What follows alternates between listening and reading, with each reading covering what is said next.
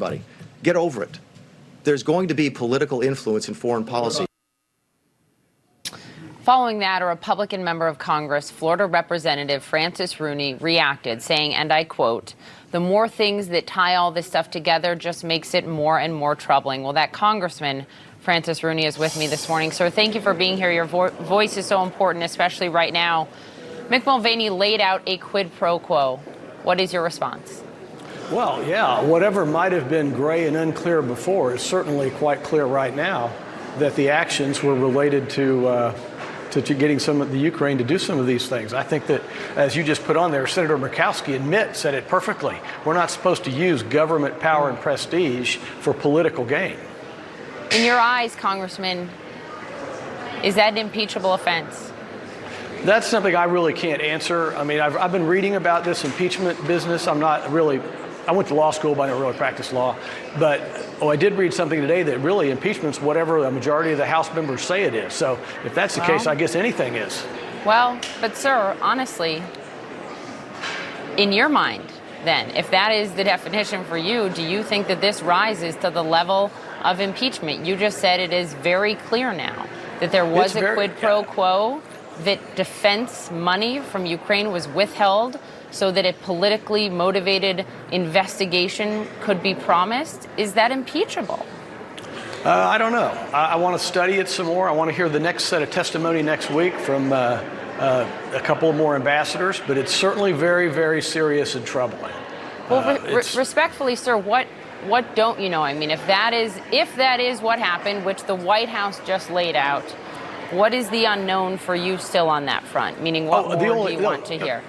Probably the only unknown would be if this is such of gravitas, or whatever you want to say, so grave and serious that it rises to the level of impeachment. I mean, I don't think this is as much as Richard Nixon did, but I'm very mindful of the fact that back during Watergate, everybody said, oh, it's a witch hunt to get Nixon. Turns out it wasn't a witch hunt. It was absolutely correct. So I just want to make sure that I get all the data I can get. And I'm talking to everybody I can talk to understand all this. I think that's fair. But it's clear to me you're saying at this point you are not ruling out the possibility that this is an impeachable offense for the president. I don't think you could rule anything out till you know all the facts. Okay. Every time one of these people testifies, we get more information about what was going on over there. Let's turn to the issue of Syria. This is incredibly important, what has happened in northern Syria in the last 2 weeks. You just wrote an op-ed on it this week, imploring the administration not to abandon our Kurdish allies. You called it short-sighted. You said it will do lasting damage to America's credibility and just help ISIS. Here's how the president describes the agreement that was made between Erdogan and Pence yesterday. Sometimes you have to let them fight a little while. Then people find out how tough the fighting is. These guys know right up here. These guys know. Right? Sometimes you have to let them fight. It's like two kids in a lot. You got to let them fight, and then you pull them apart. The Kurds were great. Great day for the Kurds. It's really a great day for civilization. It's a great day for civilization.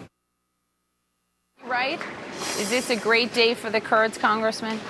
No, I don't think it's a great day for the Kurds at all. And I don't think since Churchill tried to take Gallipoli in World War I, we've seen something as drastically erroneous as what just happened. And we desperately need to get through this ceasefire, which I have my doubts about, and see what we've got left. The Turks have been so tough on those Kurds for so long. I wrote an op-ed that we should recognize independent Iraqi Kurdistan anyway. I wouldn't be surprised if they use a ceasefire to round them all up. Well, look, Turkey just said yesterday, Turkey's foreign minister said, quote, this is not a ceasefire. And when you look at the facts, this is essentially ceding to Turkey, giving Turkey almost everything they wanted. Here is how Republican Senator Mitt Romney sees it. The announcement today is being portrayed as a victory.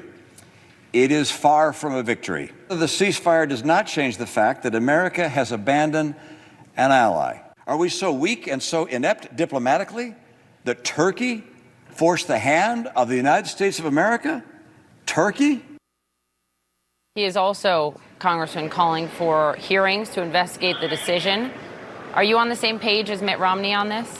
I agree with my friend Mitt Romney. We've been friends a long time, and I think he kind of hit the nail on the head. We have done a lot of bad things in this move, okay? Not only have we empowered Turkey to treat the United States like a third world country, we have brought Russia and Iran deeper into the Syrian situation, basically put Iran that much closer to Israel. I don't see how Israel can like this thing at all. Congressman, if we could just step back for a moment, because I hear your deep concern about the U.S. agreement here with Turkey, about the Ukraine phone call and the quid pro quo that was admitted by the White House yesterday. In totality, is President Trump making America safer right now with these moves? No, I would rather these moves had not been made. And I think there's a lot of things going on right now that are not making America safer, but certainly moving Iran into a stronger position in Syria and basically ceding the territory of the Middle East to Russia is not a good idea. Do you agree at all with the assessment then from House Speaker Nancy Pelosi in that private meeting with the president earlier this week, where she reportedly said to him, with you, sir, all roads lead to Putin, all roads lead to Russia? Do you share some of that concern? Well, I've read some of that, and I was skeptical of it, like most Republicans were. But I've got to say, this business about the Ukraine server, which no one had ever heard about until it was mentioned recently, tells me, what are we trying to exculpate Russia, who all of our trained intelligence officials have consistently corroborated that Russia was behind the election meddling, not the Ukraine? Mm-hmm. Well, it sounds like you agree then with Nancy Pelosi's assessment. Do you? Well, there's a lot of things I've agreed with the Speaker on. She's the one that got my offshore drilling bill done. I thank her every day. But seriously, on that front of Russia and Putin, do you think that she has a salient point when it comes to the president? She has a point. Okay. Look, Obama was the same way. They've all, George Bush too. Putin's had everybody's number for a long time. He is one well-trained agent.